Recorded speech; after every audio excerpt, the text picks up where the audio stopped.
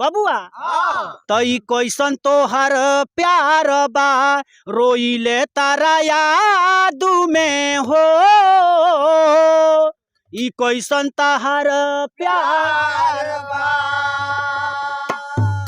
सोची सोची दिलवा धड़के बतिया बाद में हो ई कैसन तोहर प्यार बा रोइले तारा याद में हो ई कैसन तोहर प्यार बा रोइले तारा याद में हो। लइका कहता ए रानी सुना कहे के बा ए बबुआ मंटू भैया कहे के बा गलती भइल का तू परैलू हो गोरी छोड़ी के चली गईलू हो गोरी छोड़ी के चली गईलू हो गोरी छोड़ी के चली गईलू हो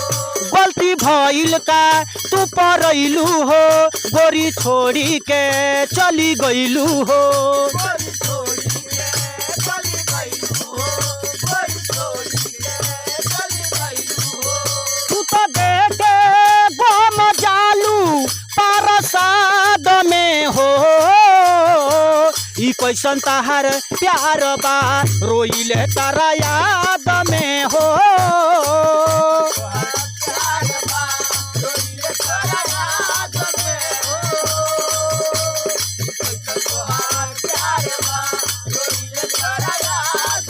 लइका कहता ए पगली सुना तू तो चल जाइबू पिया के लगे रहबू लेकिन हमारे पगला के कौन दशा होई। लइका कहता बबुआ तारा बिना हम कैसे रहे हो दिलावा के बात कैसे कहे हो दिलावा के बात कैसे कहे हो दिलावा के बात कैसे कहे हो तारा बिना हम कैसे रहे हो दिलावा के बात कैसे कहे हो दिलावा के बात कैसे कहे हो दिलावा के बात कैसे कहे हो तोरा याद बड़ी आवे दिन रात में हो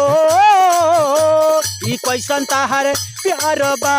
रोइले तारा याद में हो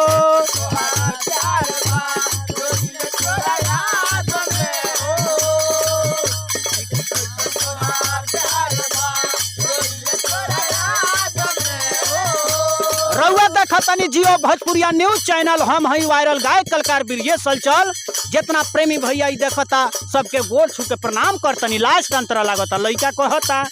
तू तो ससुरा में चली गईलू हो हलचल ब्रिजेश के भूली गईलू हो हलचल ब्रिजेश के भूली गईलू हो